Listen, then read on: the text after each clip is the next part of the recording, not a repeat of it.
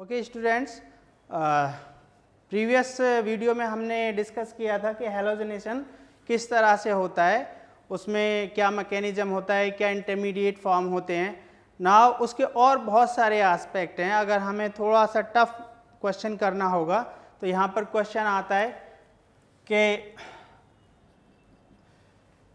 What is the major product. Okay, तो यहाँ पर जैसे मैं एक रिएक्शन लिखता हूँ CH3, दिस इज इथेन, और इसका क्लोरीनेशन कराया एंड दिस इज 1 मोलर, या इसकी जगह पर लिखा होगा मोनोक्लोरीनेशन।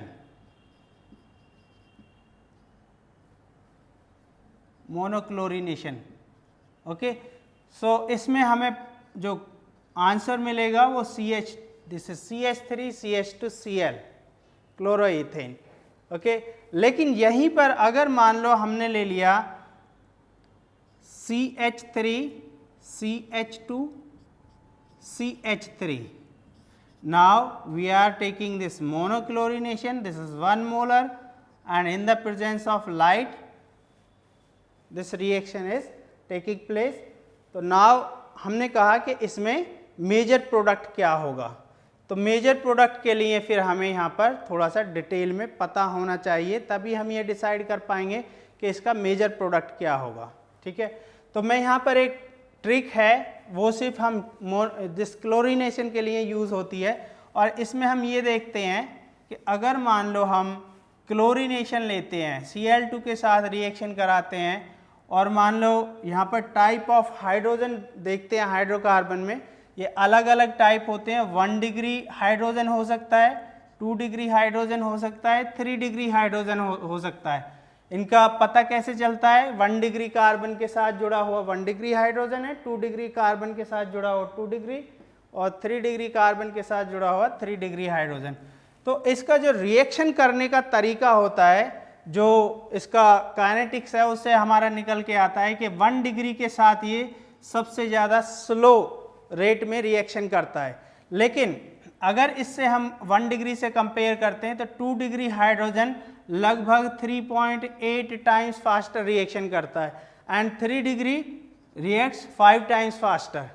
ठीक है, तो इसी तरह से यहाँ पर अगर हम देखते हैं इस क्वेश्चन में, then we are looking at this carbon, so this is 1 degree carbon, so there are 3 1 degree hydrogen here, 1 degree again and 3 hydrogen again, this is 2 degree hydrogen,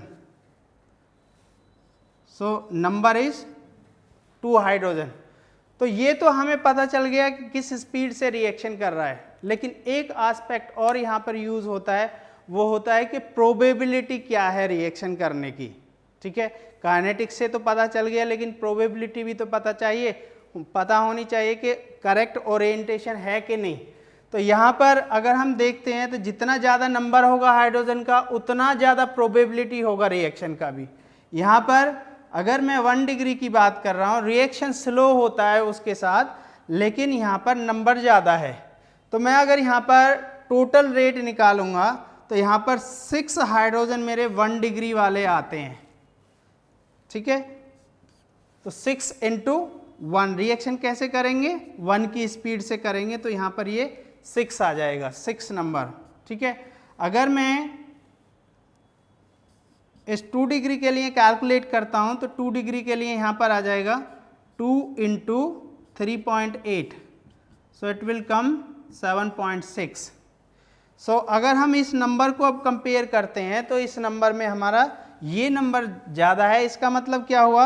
अगर मैं इन दोनों को ऐड कर देता हूँ, मीन्स ये हो गया 13.6, तो आउट ऑफ 13.6 मॉलिक्यूल में से 7.6 मॉलिक्यूल्स हमारे इस प्रोडक्ट के होंगे जो 2 डिग्री हाइड्रोजन के साथ रिएक्शन कर रहा होगा।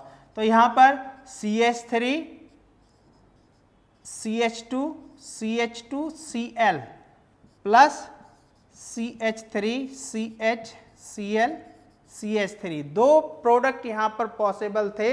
और यहाँ पर अगर मैं इस पहले प्रोडक्ट की बात करता हूँ तो ये माइनर प्रोडक्ट होगा, सेकंड प्रोडक्ट हमारा मेजर होगा, क्योंकि ये 7.6 आ रहा है, so this is major product.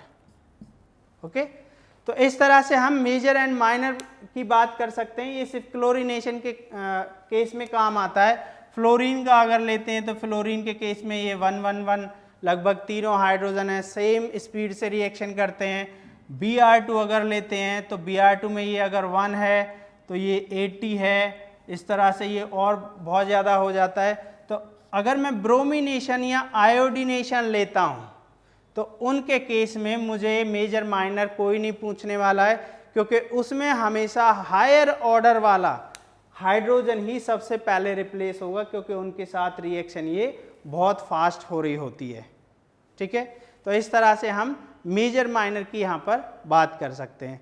तो इसका एक और छोटा सा क्वेश्चन है इसमें, मान लो अगर हमसे कोई पूछ ले कि इस पर्टिकुलर रिएक्शन में कितने प्रोडक्ट बन रहे हैं, तो वो एक बहुत इंपॉर्टेंट क्वेश्चन है और वो जी में काफ़ी ज़्यादा पूछा जाता है, इंटीजर फॉर्मेट में आता है और बहुत ज़्यादा कंफ्यूजिंग होता है। तो वो उसको और हम यहाँ पर देख लेते हैं। तो नेक्स्ट वीडियो में हम उसको डिस्कस करेंगे।